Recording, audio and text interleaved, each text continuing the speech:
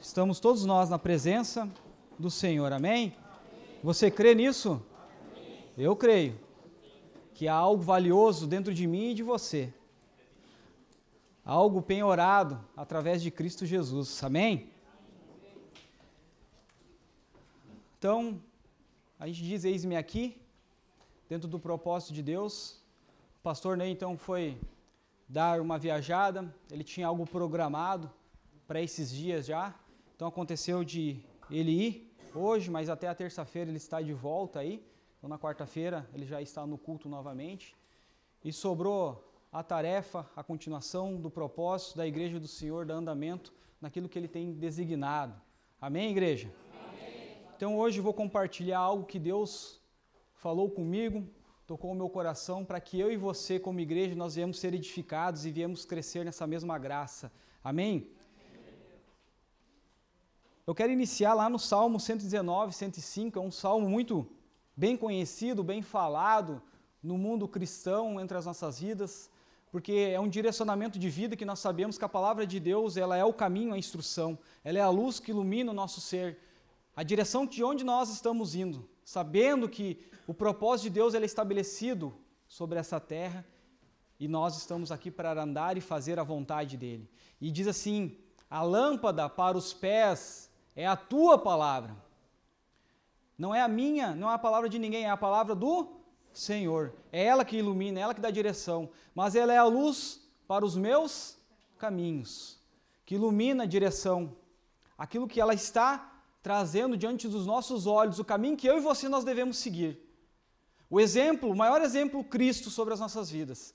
Ele é o centro de todas as coisas. Nós pegar de Gênesis, Apocalipse, em toda a palavra nós introjetamos Cristo, e quando Cristo ele é o centro daquilo que nós estamos buscando e fazendo, e olhando diante da ótica divina, da palavra de Deus, nós vamos encontrar Cristo em todos os pontos, em todos os momentos, em todos os períodos, em toda a face daquilo que Deus estabeleceu para cada um de nós. E quando eu olho para esse versículo, eu entendo que aquilo que me ilumina, que traz luz, que é a presença do Espírito, que é Jesus Cristo, que Ele é a lâmpada para a direção onde eu estou indo, a direção dos céus, a direção da eternidade. A luz ela vai iluminando o caminho, que é Jesus, o caminho que eu estou. Se há algo que está errado na minha vida, que eu não estou fazendo, que eu não estou servindo, que eu não estou me dedicando, ou que não está mudando, eu tenho que parar e entender o caminho que eu estou trilhando. Se literalmente é a palavra de Deus que está sendo meu guia e está mostrando, iluminando, aonde eu posso enxergar além que os meus olhos podem ver.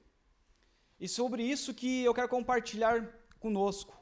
O amor é a prática das obras. Porque o maior amor, ele fez uma obra de redenção, uma obra de salvação na nossa vida que eu e você, nós nunca conseguiríamos fazer. O amor praticou a boa obra da salvação sobre as nossas vidas. E é sobre isso que Deus ele quer compartilhar com cada um de nós.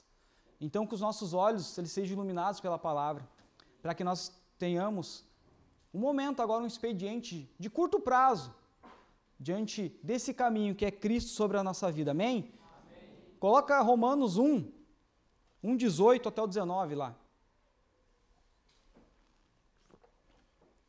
que nos diz assim, a ira de Deus se revela, Romanos 1:18, 19, a ira de Deus se revela do céu, contra o que, pessoal?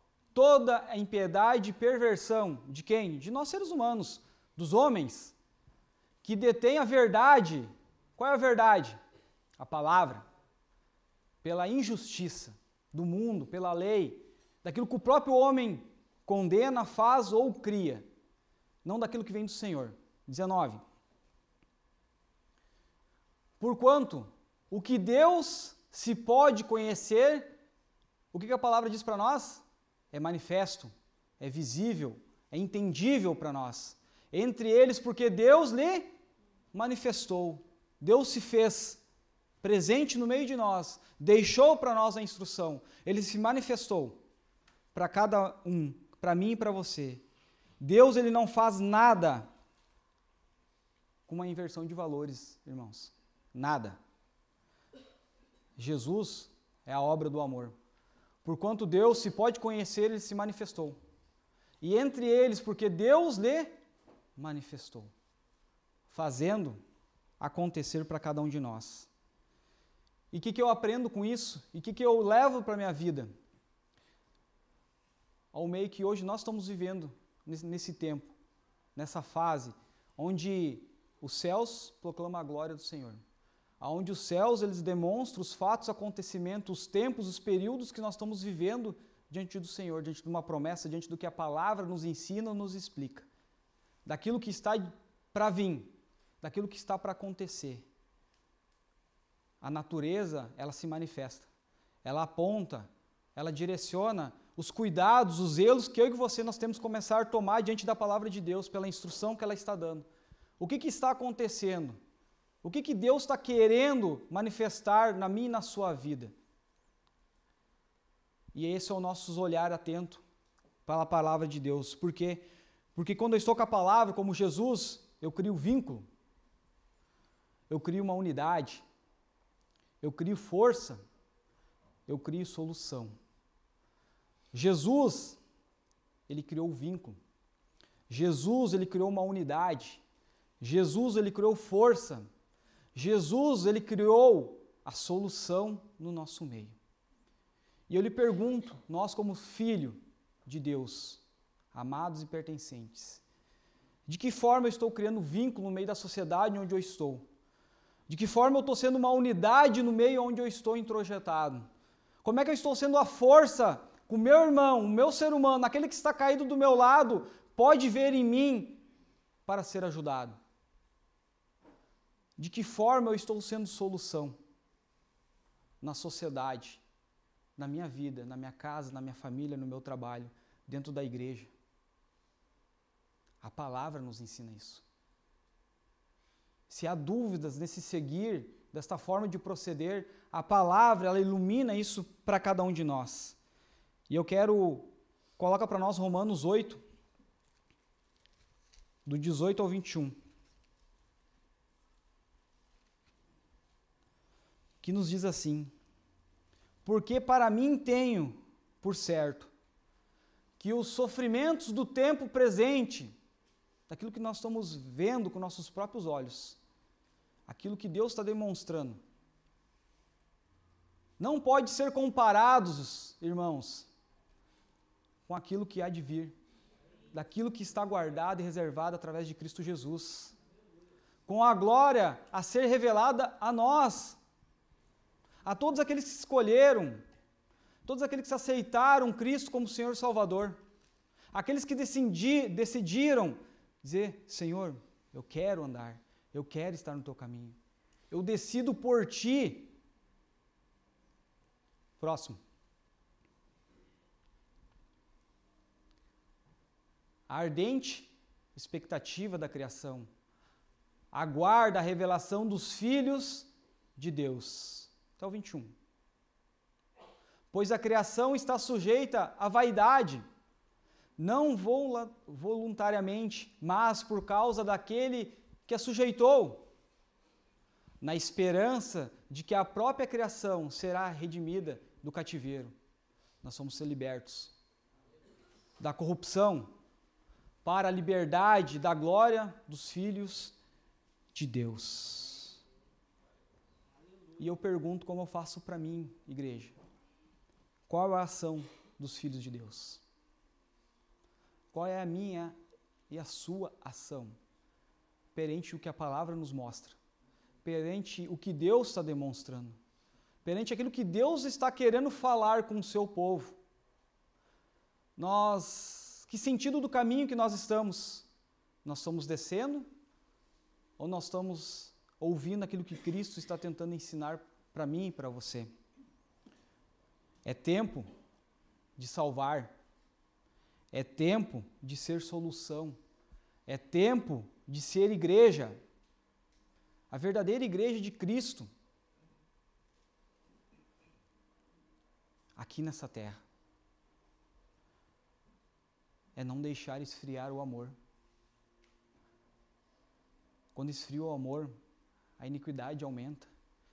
O que é iniquidade, amor? De amor? O que é iniquidade minha e sua diante dos olhos de Deus? É quando nós não conseguimos enxergar o próximo, olhar para o próximo, daquilo que Deus está tentando falar com o seu povo. É uma grande iniquidade nós não reconhecermos a voz de Deus em todas as coisas, na criação dele, da forma que ele tem se manifestado, querendo falar comigo e contigo. É muito fácil a gente estar em casa e não ser atingido, estar num lugar bem bom, de não ter caído, de estar com a nossa roupinha, nossa casa quentinha, nossos cobertores, tendo luz, água, muitas vezes para tomar banho. E muitos lá que não têm culpa daquilo que aconteceu.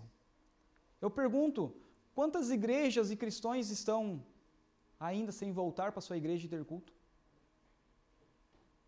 Nós temos as portas abertas aqui, nós temos a possibilidade daqui. Eu creio que um lugar como esse, onde nós temos o ensino, onde nós temos a palavra, onde nós temos a presença do Espírito, esse local tinha que ter cadeira aqui em cima, cheio de gente. Porque tem pessoas clamando para voltar para os seus lugares. E tem pessoas que têm e não dão valor. Porque a iniquidade das pessoas, dos olhos das pessoas, não estão fazendo enxergar o próximo. Não estão vendo o caído, porque estão na mesma situação. Tu já parou para pensar nisso, que nós não conseguimos enxergar porque muitas vezes nós estamos na mesma situação?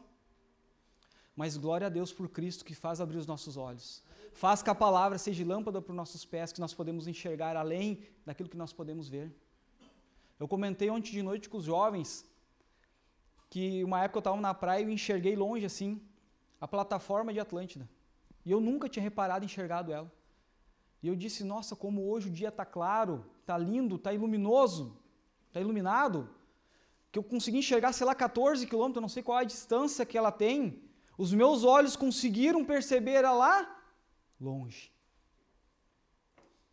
E é assim que Deus quer de nós, que nós não vemos olhar até onde nossos pés estão, que os nossos olhos eles têm que estar mais longe, de saber pelo caminho que nós estamos indo, qual é o sentido que nós estamos indo, qual é o sentido da vida. Se a palavra diz nós amarmos o próximo como a si mesmo, mas primeiramente o primeiro mandamento é amar a Deus acima de todas as coisas, como é que eu digo que eu amo a Deus e não me compadeço com a pessoa que está do meu lado? Amém, igreja? Amém. Não deixar esfriar esse amor. É o tempo de salvar, tempo de ser solução, tempo de ser igreja. De verdade. De verdade, gente. Bota para nós Mateus 24, 4 ao 12, faz favor.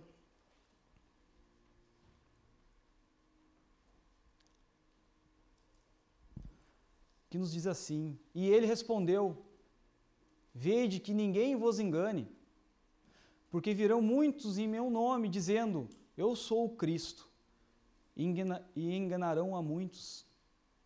E certamente ouvireis falar de guerras e rumores de guerras.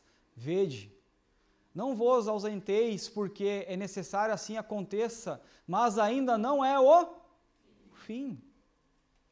Porque se levantará nação contra nação, reino contra reino, e haverá fomes e terremotos em vários lugares. Porém, tudo isso é o princípio das dores. Então sereis atribulados, e vós matarão, sereis odiados de todas as nações por causa do meu nome.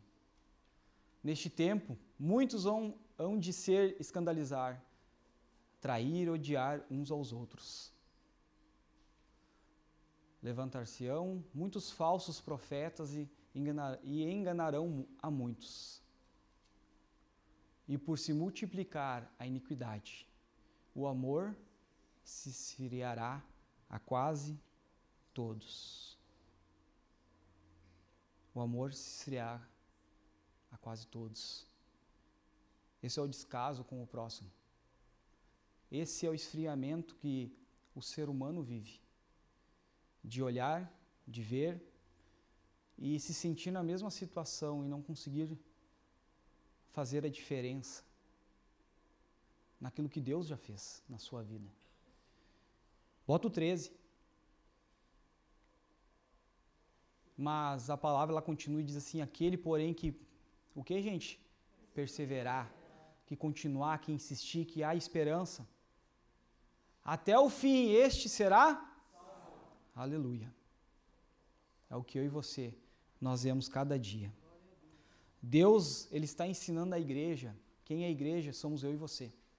Deus, Ele está ensinando eu e você. Nós estamos com os nossos olhos abertos? Nós estamos atentos para a voz de Deus? Para onde iremos? Como Pedro falou. Se só tu tens as palavras de vida eterna. Só existe um caminho. Só existe uma verdade, irmãos. Só existe uma vida em Cristo Jesus. Volta lá em Romanos 8, 22 ao 23.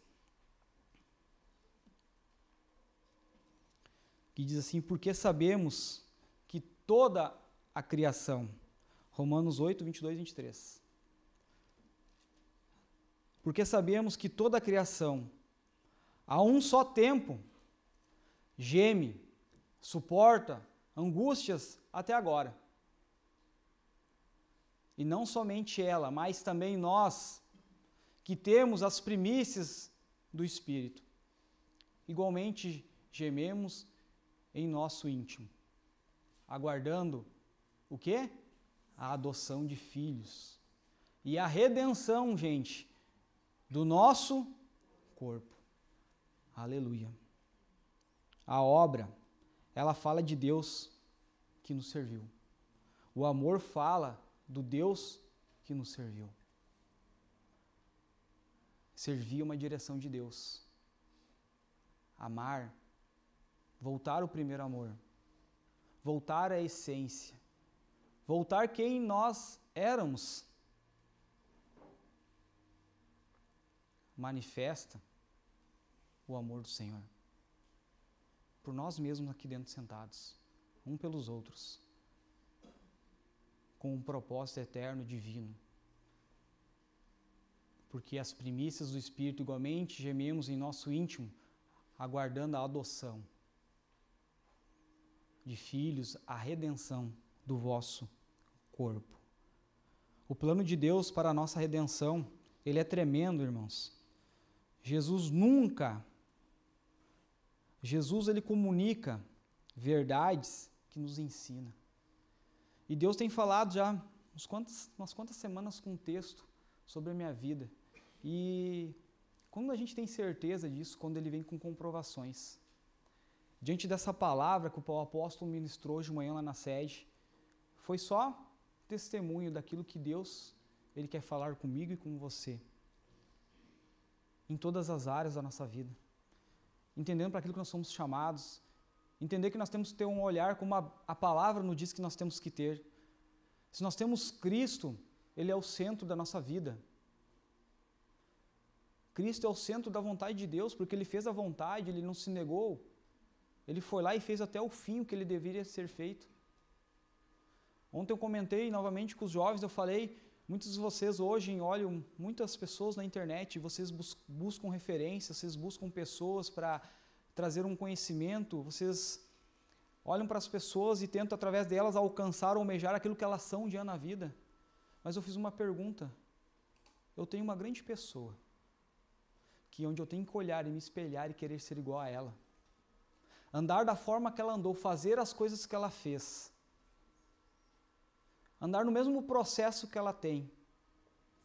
Aí eu sei que eu vou ser bem sucedido na minha vida. Eu vou ter todas as coisas que o Senhor reservou e guardou para mim. Pessoas não levam ninguém para o céu, só Cristo Jesus. É nele que nós temos que olhar e admirar e querer ser igual e andar e fazer as mesmas atitudes que ele teve. E eu tenho que olhar, eu quero chegar aonde ele chegou. Eu quero ser como ele é. Nós não somos perfeitos, mas um dia nós teremos uma perfeição ao lado dele. E aqui é um processo que eu e você nós estamos caminhando, trilhando, através da luz da palavra. Amém, irmãos? Então, os planos de Deus para a nossa redenção. Jesus, ele comunica as verdades, nos ensina. E é sobre esse texto que Deus ele falou muito comigo e Ele vai continuar falando, porque eu estava ali embaixo e Ele continuou ministrando no meu coração. E eu creio que Ele vai edificar muito a sua vida também. De um olhar panorama da Bíblia. De uma forma que desde o princípio ao fim Ele é Deus e Ele agiu de todas as formas para que nós viemos ser alcançados, para que o povo dele seja alcançado. Amém? Amém. Coloca para nós Lucas 10, do 25, vai até o 37, mas por enquanto pode ir até o 29. Deixa eu abrir aqui junto para acompanhar, que eu gosto de olhar na minha. Que é a passagem do bom samaritano, gente.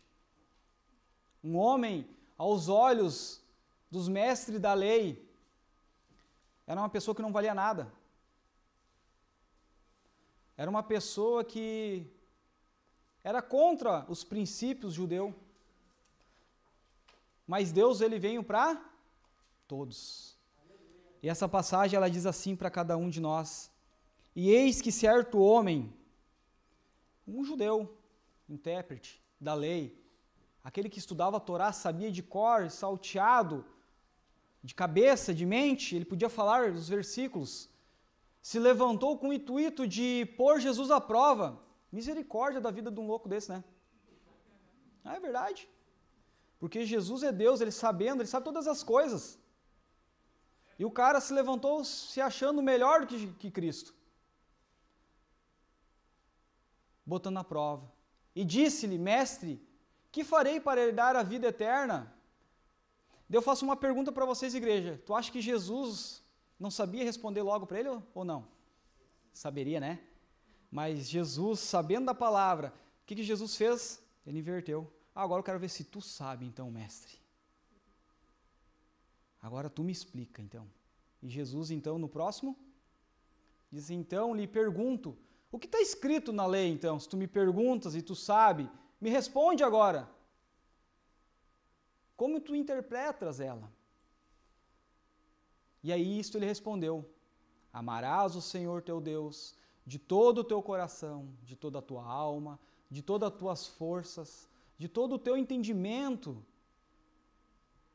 e amarás o teu próximo como a ti mesmo. Próximo. Então Jesus lhe disse, respondeste correto, parabéns, está sabendo mesmo, né? Faz isto e verás. Nós temos que ser obedientes, já está fazendo. Faça isso e eu e você nós vamos ver. Próximo, então 29. Ele, porém, querendo justificar-se, como nós, eu e você, sempre querendo dar uma desculpinha. Correto ou não? Perguntou Jesus, quem é o meu próximo? Ah, que pergunta mais ingênua, né?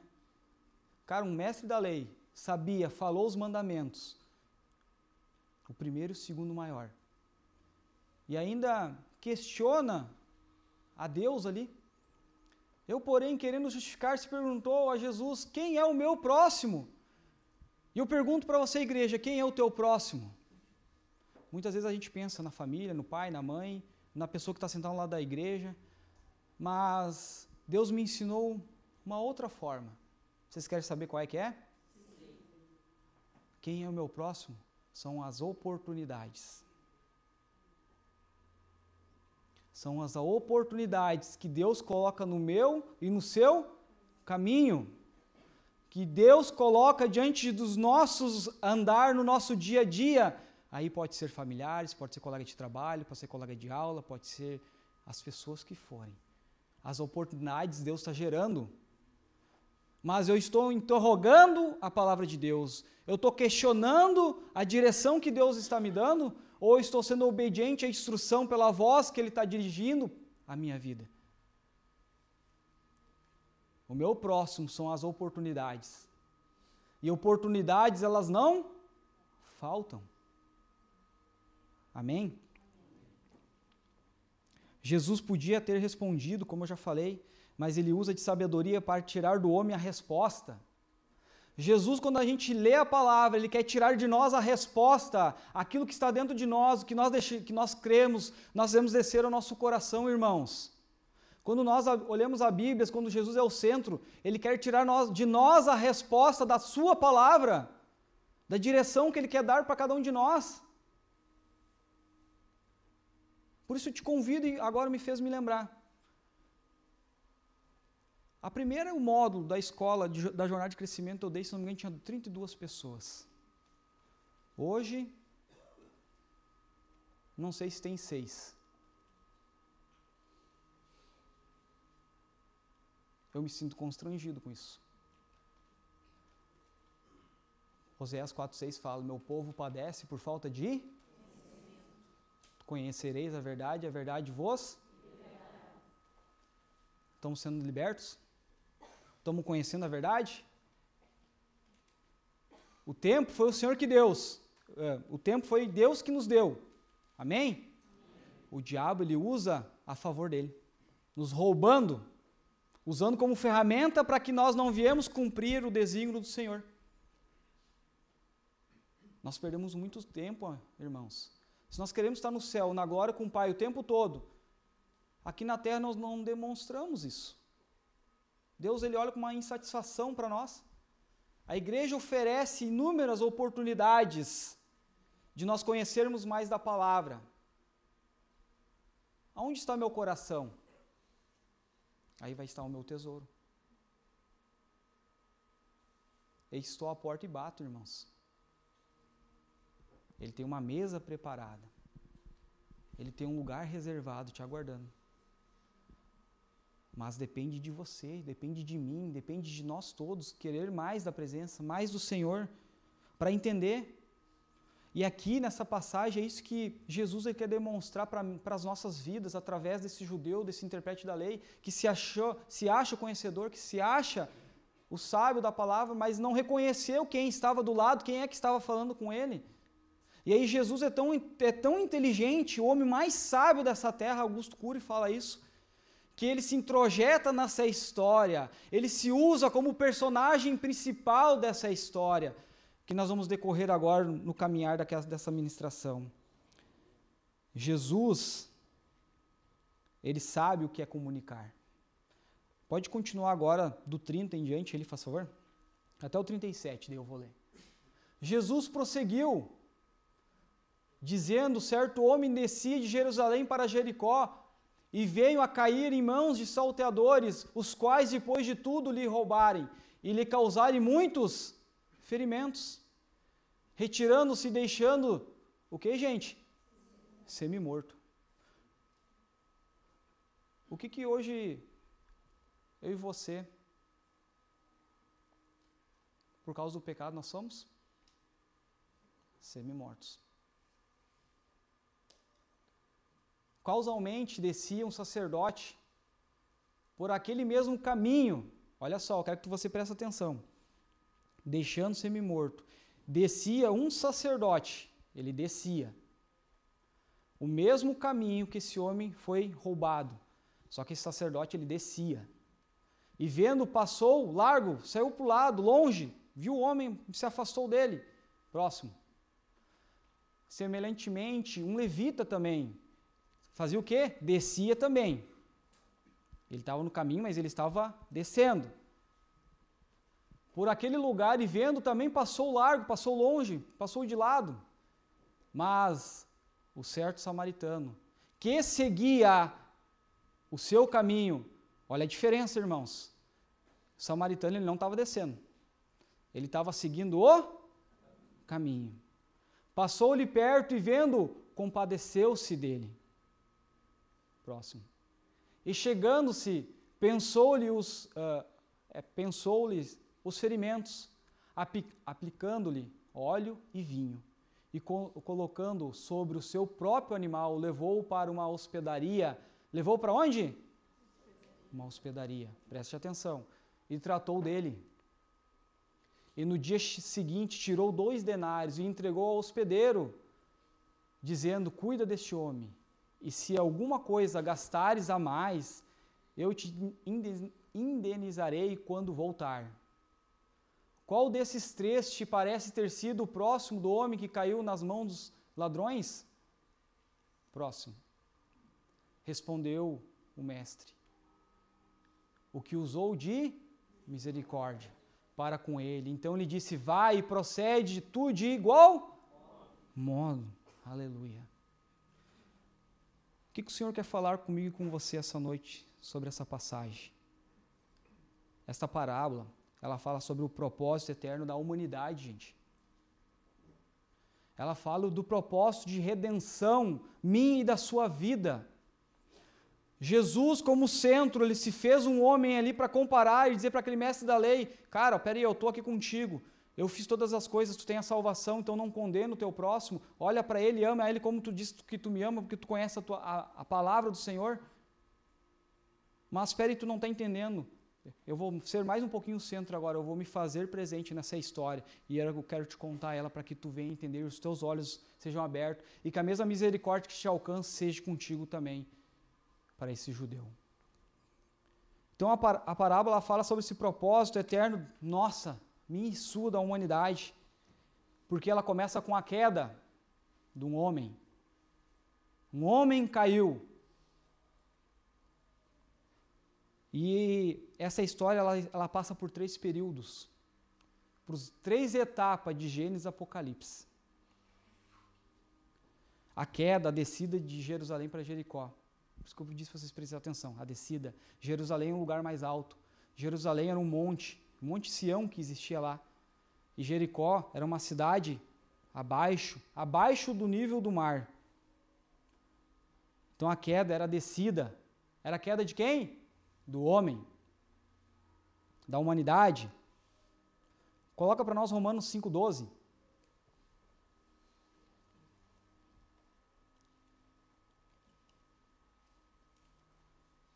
Portanto, assim como por um só homem entrou o pecado no mundo, e pelo pecado a morte, assim também a morte passou a todos os homens, porque todos pecaram, todos caíram. Jerusalém é um lugar de bênção, lugar alto, bom, os homens saíram de lá, saíram do lugar de bênção. Coloca Salmo 133, 3, vai falar sobre o Monte Sião, que é em Jerusalém, para nós entendermos a analogia que Cristo fez aqui para o judeu entender a história, o propósito dele. É como o orvalho de Hermon, que desce sobre os montes de Sião, ali ordena o Senhor a sua bênção e a sua vida para, ó Jerusalém. E Jericó é uma cidade que tem uma figura de maldição. E para onde o homem estava indo? Para Jericó. Por que cidade de maldição? Podemos entender lá no livro de Josué 6, 26, faz favor.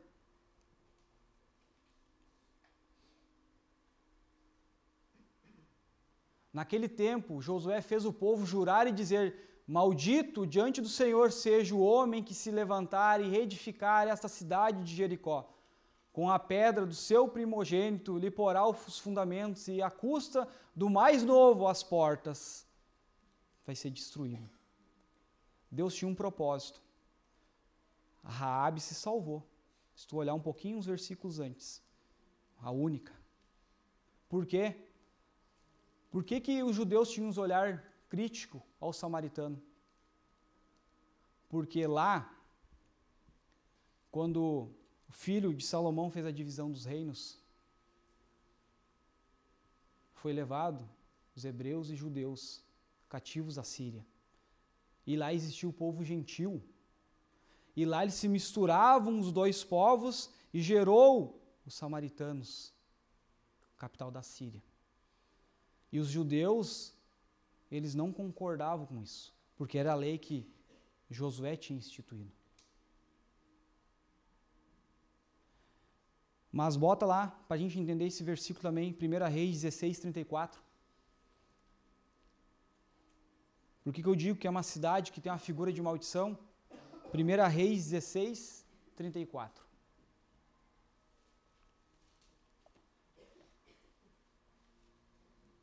Olha só, em seus dias, Hiel, o Belita, edificou a Jericó. Foi teimoso, né? Ele conhecia da palavra também. Quando lhe lançou os fundamentos, morreu-lhe Abirão, seu primogênito. Quando lhe pôs as portas, morreu Segube, seu último e segundo a palavra do Senhor, que fala por intermédio de José, filho de Num. Existia uma promessa de uma cidade de maldição. Por isso que Jesus, ele pegava aquilo que o mestre da lei entendia, voltou ao passado dele para ele compreender que ele já tinha lido, estudado e sabia. E apontou, ó, o homem vinha caminhando da cidade do Senhor. Ele ia para uma cidade que aponta que Deus tinha abominado ela, que não se geraria mais nada, e quem tentasse reconstruir ela iria cair. Os dois homens desciam. Jesus, ele foi tão sábio que ele trouxe a memória daquele mestre para que ele entendesse o amor pelo próximo de verdade, o amor de Cristo, aquele que estava do lado dele, para fazer o propósito de Deus acontecer. Daí a gente entende, por Jesus usou Jerusalém descendo para Jericó, porque nós entendemos a consequência da queda, irmãos. Porque deixa o homem semi-morto. Porque ele caiu nas mãos de ladrão, salteadores. Quem é chamado na Bíblia de ladrão? Bota João 10:10. Vamos tirar a dúvida? O ladrão vem somente para roubar e matar e destruir. Eu vim para que tenha vida e tenha a vida em abundância. Lá os ladrões, lá que roubaram aquele homem, que ele estava descendo, ele caiu, deixaram ele morto, era o diabo, que queria acabar com a vida daquele homem. Bota 2 Coríntios 2:11, que onde nós não devemos dar legalidade para isso. 2 Coríntios 2:11. Para que Satanás não alcançasse vantagem sobre nós, pois não lhe ignoramos porque ele é astuto. Ele anda ao redor, observando cada ação nossa, cada proceder, daquilo que nós achamos que nós somos bons. Mas Jesus é bom. Jesus é maravilhoso. Jesus nos ensina, através dessa parábola, irmãos, ele traz 3 pessoas, um sacerdote, um levita e um samaritano. 3 pessoas que passaram pelo homem caído. E a gente vai entender onde Jesus quis chegar a esse mestre da lei. O único que pode salvar o homem é Jesus. Jesus se usou como samaritano naquele momento para que o homem entendesse. Ele tipificou ele ali para que o olhar daquele que estava condenando, que entendia da lei, compreendesse o que Jesus estava tentando ensinar para ele. Coloca Atos 4:12.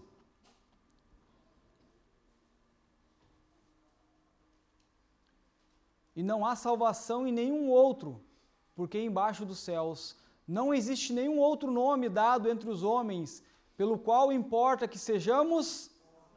O nome dele é Jesus. 1 Timóteo 2:5.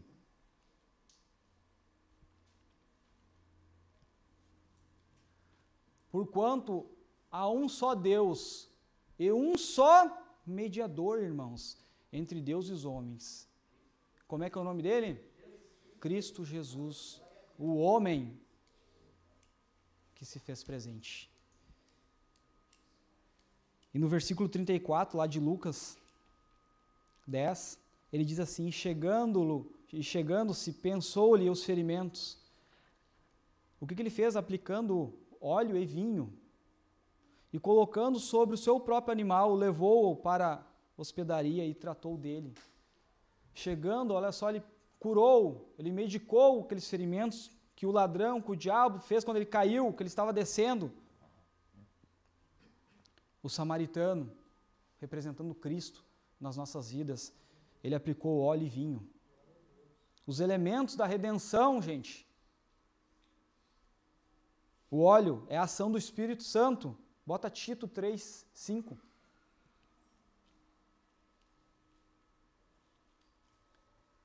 Não por obras de justiça praticadas por nós, mas segundo a sua misericórdia, ele nos salvou mediante o lavar regenerador e renovador do Espírito. Olha só, a ação de Jesus sobre aquele homem caído. Olha esse bom samaritano.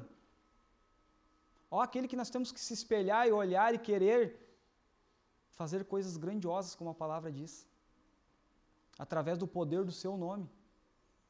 O óleo é a ação do Espírito Santo. O vinho, bota Mateus 26, do 27 ao 29. O vinho é o sangue de Jesus presente nessa redenção, que cura as nossas feridas, que remedia o que o ladrão quis fazer na nossa vida.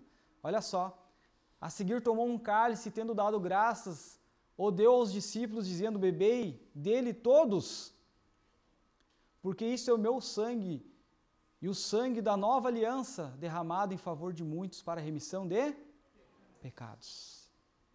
Lavar regenerador. E digo-vos que desta hora em diante não bebereis deste fruto da videira, até que o dia em que hei de beber novo conosco no reino de meu Pai. Irmãos, são 3 períodos nessa parábola. 3 períodos, 3 passagens, 3 pessoas, sacerdote, levita e o samaritano. Os 2 primeiros períodos, as 2 primeiras pessoas, elas passaram longe. O terceiro que se achega no caminho. Quem é o sacerdote e o levita que representam em tempo determinado? De Adão até Moisés. Até a primeira vinda de Jesus. O primeiro sacerdote é o período sacerdotal, até Arão. Porque o sacerdote, ele não podia ajudar. Porque ele não podia, porque ele vinha na mesma direção, ele vinha descendo, ele vinha caindo.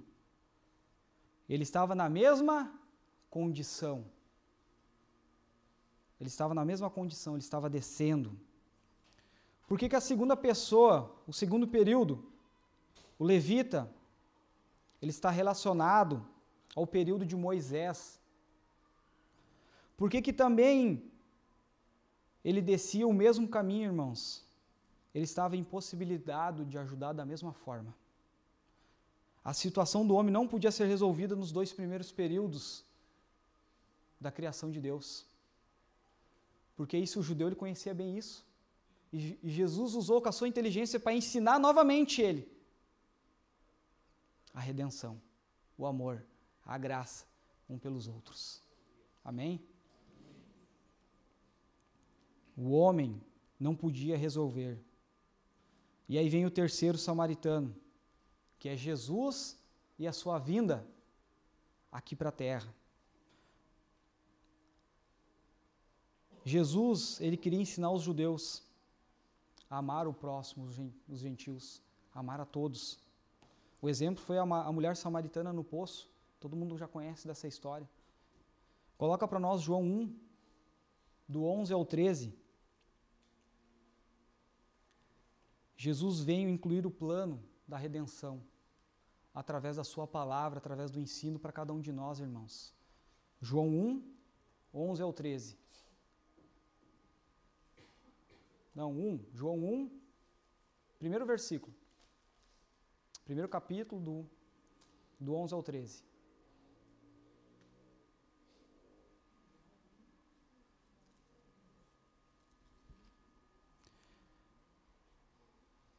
João 1, do 11 ao 13. O 11 diz assim, venho para que era seu, e os seus não o receberam. 12. Mas a todos quanto o receberam, deu-lhe o poder de serem feitos filhos de Deus, a saber, ao que creem no seu nome. 13. Os quais não nasceram do sangue, nem da vontade da carne, nem da vontade do homem, mas de Deus. Os judeus não olhavam o samaritano como irmãos. Lá na frente, eu comecei a falar, você olha as pessoas como irmão? Você olha a necessidade do teu próximo?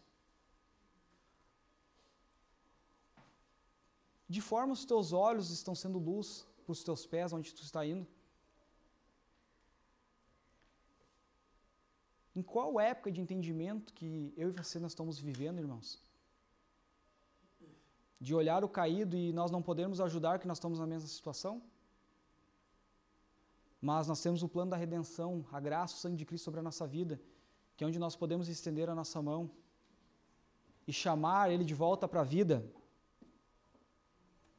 Não olhar como irmãos, aonde lá atrás, os hebreus nesse reino dividido, dos povos de Israel que for levado cativo, essa mistura de raças, Jesus ele vem unir isso novamente.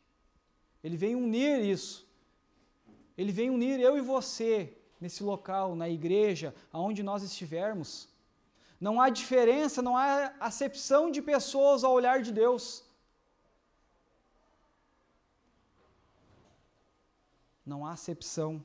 Coloca Efésios 2, do 12 ao 16. Olha só a palavra que Deus fala, que Ele vem nos unir. Naquele tempo, estáveis sem Cristo, separados da comunidade de Israel e estranhos ali às alianças da promessa, não tendo esperança e sem Deus no mundo. Mas agora em Cristo Jesus, vós que antes estáis longe, foste aproximados pelo sangue de Cristo. Porque Ele é a nossa paz, o qual de ambos fez um, e tendo derribado a parede da separação que estava no meio da inimizade, o véu se rasgou, não há diferença nenhuma, gente. Pode ir até o 16. Olha só, Ele aboliu na carne a lei dos mandamentos na forma de ordenança, para que dos dois criasse em si mesmo um novo homem, fazendo a paz. E reconciliasse ambos em um só corpo com Deus, por intermédio da cruz, destruindo por ela a inimizade. Está vendo a tamanha grandeza de Jesus para explicar um simples fato para uma pessoa entender o propósito que ela tinha? Entender a redenção como Ele quer que eu e você nós entendamos, no meio e no mundo onde nós vivamos, irmãos.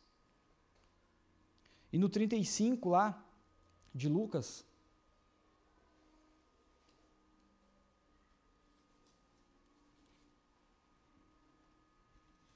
do 10:35, diz assim: e no dia seguinte tirou 2 denários e os entregou ao hospedeiro. Ele entregou a quem? E disse: cuida deste homem, e se alguma coisa gastares a mais, eu te indenizarei quando voltar.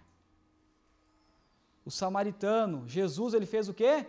Os primeiros socorros. Ele atendeu o que o diabo veio derrubar. O povo vinha descendo, caído, e o diabo roubando a vida, os desejos, os sonhos das pessoas, tirando do foco e do propósito. E aí Deus manda Jesus, no terceiro período da sua vinda, para nos salvar, nos redimir, nos restaurar, nos dar a vida, pelo seu sangue. E aí ele vai até o hospedeiro, e depois leva ele para lá, e entrega ao hospedeiro. Jesus quer representar o samaritano para cada um de nós, e o hospedeiro é o Espírito Santo, irmãos. Jesus, na sua ausência, até a segunda vinda, nós passamos por 3 períodos, o sacerdotal, os levíticos, e a vinda de Cristo, que foi o samaritano, que quis demonstrar para aquele mestre da lei dos judeus. Olha a tamanha sabedoria da palavra de Deus, para que nós vamos compreender aquilo que nós estamos vivendo e fazendo. E aí ele deixa para o hospedeiro: olha só, vou te pagar, vou te dar 2 denários, eu já passei o óleo, eu já, botei o vinho, eu já dei a presença do Espírito Santo para ele, o meu sangue já curou as feridas dele, agora tu cuida dele para mim aqui, até que eu... E é isso que nós aguardamos. Amém, igreja? Porque Jesus, Ele já colocou dentro de nós o Espírito Santo. É o hospedeiro que está dentro de nós nos cuidando. O seu sangue já curou as nossas feridas, já nos restaurou, para que Jesus ele volte. Ele volte, se nós devemos alguma coisa ainda, ele diz que ele vai ressarcir, ele vai pagar. Jesus, na sua ausência, até essa segunda vinda, bota João 14, do 1 ao 3. Olha só que a palavra, ela complementa, ela se liga, ela não tem discordância, ela é um elo, uma coisa liga na outra. Não se turbe o vosso coração, credes em Deus. Amém, irmãos? É isso que eu e você estamos fazendo aqui hoje. Essa palavra é nossa, é minha, é sua. Não se turbe o vosso coração no meio, nas coisas que estão acontecendo.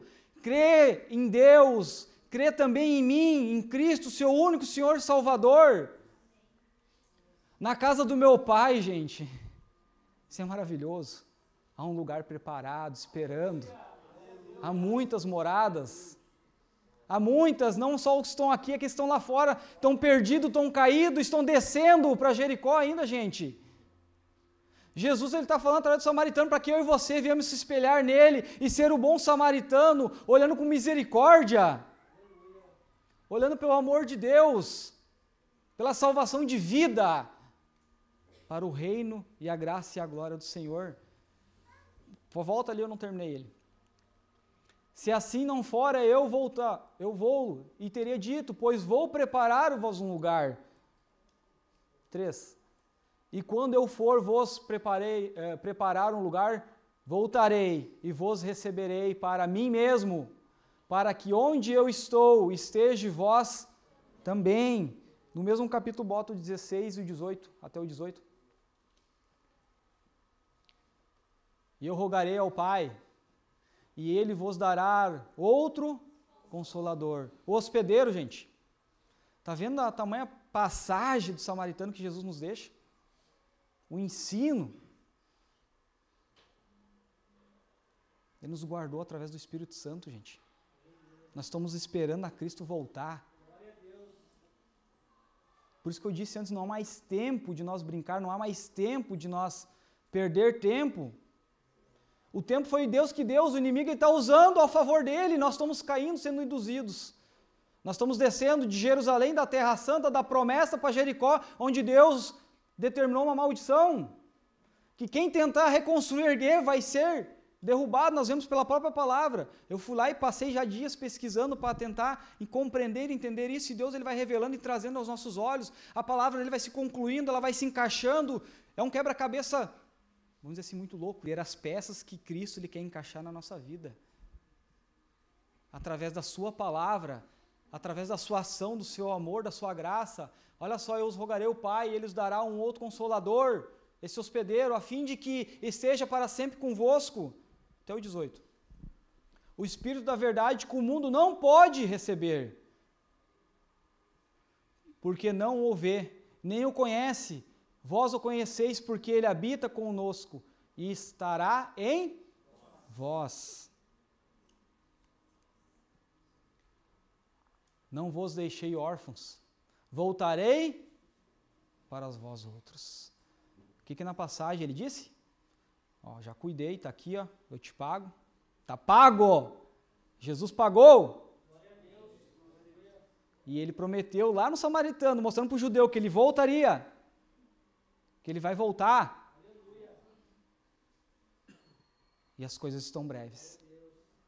Eles estão apontando. Através de todas as circunstâncias, irmãos. Jesus confiou o Espírito Santo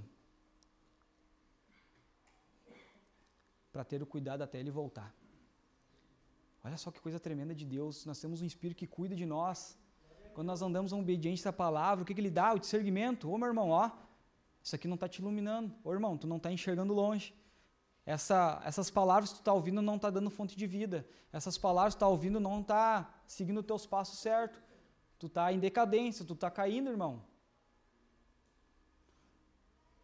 Cristo, Ele confiou o Espírito Santo para dar discernimento para nós, para a gente esperar por Ele. O hospedeiro tem o seu lugar de trabalho.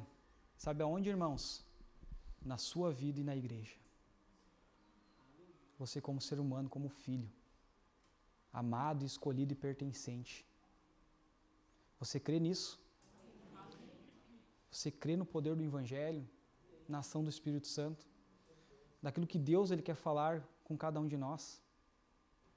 De tirar do ensino do mestre tamanhas conclusões de uma parábola para a nossa vida, mostrando todos os tempos para aquele que se achava entendido. Trouxe de novo a esperança, trouxe a memória de novo para ele, ó meu filho, ó, isso aconteceu, isso foi assim, foi dessa forma, esse foi o tempo 1, não deu certo, o cara caiu, ele não podia porque estava na mesma situação, veio o tempo 2, eles estavam na mesma, não deu certo, agora o 3 eu estou aqui, eu vim, eu estou do teu lado, tu não está me vendo?